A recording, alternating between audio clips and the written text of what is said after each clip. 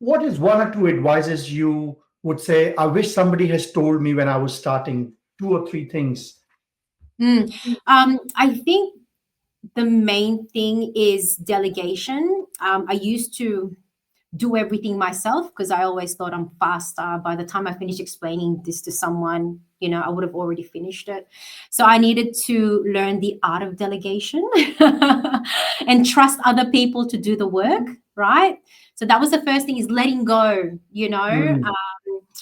because I, think that I have a high standard of, the quality of work. I'm very proud of, the output that I have, but I needed to start, helping people to get to that quality and training them, and believing in, others that can, that can do it as well. So firstly, you can't grow a business without being able to trust other people Yes. to be able to give you that outcome. So that's the first big lesson. Yes. Awesome. The second thing is outsourcing. The beauty of outsourcing, unbelievable, right? So, I always thought I've got to have employees next to me. I've got to see what they're doing, all this sort of stuff. And then, the magic of outsourcing, my goodness, we outsource all our admin people overseas, and they are all, very well educated, well spoken. The quality of work is unbelievable, and they work very hard. And I Hmm. didn't think that that was possible. I thought, you have to have them in Australia. You've got Yeah. to You have to see them in front of you. see it in front of you. They got to be next to you. I've got to, but no. Once I started outsourcing one person, then that was it. That just opened the gate. So, from two advisors, we've got, 5 admin people, because they're so efficient at what they do, which means that we can help more people. And we don't Hmm. have to worry about that admin side. So a lot of our work is administration. We're highly regulated. There's a lot of hoops we have to jump, a lot of paperwork, a lot of documents to sign. But the admin people, we gotta, the right key people there, and it's all good, right? So Absolutely. tick, tick, tick. And I think the other thing was having processes in place and documenting them. Hmm. As you Because get without that, you can't outsource and you can't communicate. And yeah. Oh, Oh my love goodness, right? So now, we've got a team of people overseas. I get them to document the processes. So when we get another team member, it's so much easier because everything's documented. Our processes for the admin, our processes for, our advisors. And we try and automate that. as much as you can. Because if you automate it, you don't waste time, right? And Yes.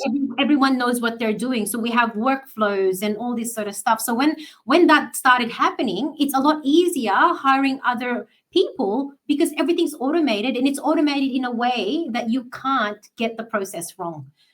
And Yeah. then we get everything checked by someone else again. So I think having processes in place, having everything documented, and reviewing, always pivoting, because with us, things are always changing. So we always have to improve our processes, and you have to get that feedback from your people.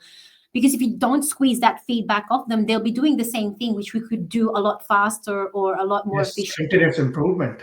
That's exactly right. So, these things are very important. I've just had to learn them. But once I started, going down that journey, everything was just more fluid, a lot easier, Yes. And now when we, build a new process for something, it's just easier for everyone because everyone knows what they need to do. Absolutely. And if I could sum up what you just said, I will say, of course, trust is the problem when you're working and hiring people on board. But it's not about creating a blind trust. It's about creating a process and a system mechanism to enable your employees to fulfill your trust. And that's exactly what you're talking about. Setting those documents, setting those processes, having a clear training, setting right expectation, having a good governance around it is that's what create the trust that I call the business trust. Mm, Not like it's not like you're going into some emotional relationship here where you are looking for a blind trust. This is more structured yes, trust that you build, and you enable them to be able to do the to build that trust as well. Nobody comes to a job to do a shit job. It's correct. just that, and the most common problem that I see and hear about from small and medium business owners is people or Mm, processes. They mm, hardly talk about processes because they don't know. That's lacking. But the thing that they can visibly say is people, and you'll usually hear from them saying, "Oh, it's so hard to trust people these days." Mm. I will say to them, "Are you not making? You're not helping them create that trust for you because you're not Mm-hmm. putting the effort and the time and the thought process that you need to do." Mm-hmm. Exactly. Right. And you just So, gotta, yeah, you've got to give them that freedom as well to, comfortably provide you feedback.